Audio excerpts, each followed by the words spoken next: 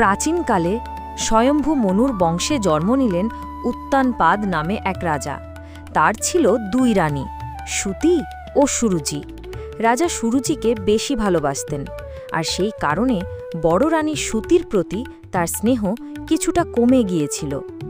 সুতির গর্ভে জন্ম নেয় এক নিষ্পাপ শান্ত স্বভাবের পুত্র ধ্রুব। সুরুচির গর্ভে জন্ম নেয় আর এক পুত্র উত্তম। রাজা উত্তমকে বেশি স্নেহ দিতেন, কারণ তিনি সুরুচির সন্তান। এই পক্ষপাতী ভবিষ্যতের এক মহাকাব্যের সূচনা করল। একদিন ছোট্ট ধ্রুব রাজসভায় এসে দেখল সুরুচির ছেলে উত্তম রাজাসনের কোলে বসে খেলছে। নিষ্পাপ মনে ধ্রুবও দৌড়ে গিয়ে বাবার কোলে বসতে চাইল, কিন্তু সুরুচি ক্রোধে তাকে সরিয়ে দিয়ে কঠিন স্বরে বলল, ধ্রুব, তুমি কখনোই এই আসনে বসতে পারবে না। যদি রাজাসনের অধিকার পেতে চাও, তবে ভগবানের কঠোর তপস্যা করে জন্মপূর্ব পাপক্ষয় করতে হবে। ভগবানের বিশেষ আশীর্বাদ ছাড়া তোমার কোনো স্থান হবে না। এই অপমান 5 বছরের শিশুর হৃদয় তীরের মতো বিঁধল। মা সুতির কাছে ছুটে গিয়ে ধ্রুব কান্নাকাটি করে সব বলল। স্নেহময়ী মা তাকে কোলে তুলে নিয়ে শান্ত করার চেষ্টা করলেন। স্নেহভরা কণ্ঠে বললেন, বাবা ধ্রুব, তুমি সত্যিই যদি সিংহাসন আর সম্মান চাও, তবে তার একমাত্র পথ হল ভগবানকে পাওয়া। তিনি সর্বশক্তিমান। যাকে তিনি আশীর্বাদ করেন তাকে কেউ অপমান করতে পারে না। এই কথাই ধ্রুবর মনে দৃঢ় প্রতিজ্ঞার বীজ বপন করল। শিশু মন সিদ্ধান্ত নিল সে ভগবানকে লাভ করবে, তাকে দর্শন করবে, আর তার কাছ থেকে নিজের অধিকার আদায় করবে। ধ্রুব প্রাসাদ ত্যাগ করে একা একা বনে প্রবেশ করল। ক্ষুধা, তৃষ্ণা, ভয় কিছুই তাকে থামাতে পারল না। ছোট্ট পায়ে সে এগিয়ে গেল অনন্তের সন্ধানে। পথে ঋষি নারদ তার সাথে দেখা করলেন। নারদমুনি প্রথমে তাকে বুঝিয়ে ফেরাতে চাইলেন। বৎস ধ্রুব, তুমি তো এখন ছোট্ট শিশু। এই বয়সে কঠিন তপস্যা তোমার দ্বারা হবে না। ফিরে যাও মায়ের কোলে, খেলো আর বড় হও। কিন্তু ধ্রুব দৃঢ় কণ্ঠে বলল, গুরুবর, আমি রাজাসনের জন্য তপস্যা করব না। আমি ভগবানের দর্শন চাই। তাকে না পেলে আমার জীবন বৃথা। নারদ বুঝলেন এই শিশু সাধারণ নয়। তিনি মৃদু হেসে তাকে ভক্তির মন্ত্র শিখিয়ে দিলেন। ওম নমো ভগবতে বাসুদেবায়। এই মন্ত্রকে হৃদয়ে ধারণ করে ধ্রুব গভীর বনে যজ্ঞবেদীর মতো এক স্থানে বসে তপস্যা শুরু করল।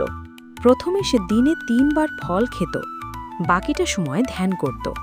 ধীরে ধীরে একবেলা ফল, তারপর কেবল জল, শেষে একেবারেই কিছু না খেয়ে শুধু ভগবানের নাম স্মরণে নিমগ্ন হল। দিন যেতে লাগল, ধ্রুবর দেহ ক্ষীণ হতে লাগল, কিন্তু তার ভক্তি আরও শক্তিশালী হতে লাগল।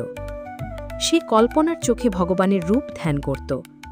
4 ভুজ, শঙ্খ, চক্র, গদা, পদ্মধারী বিষ্ণুর মূর্তি। প্রতিদিন সেই ধ্যান আরও স্পষ্ট হতে লাগল।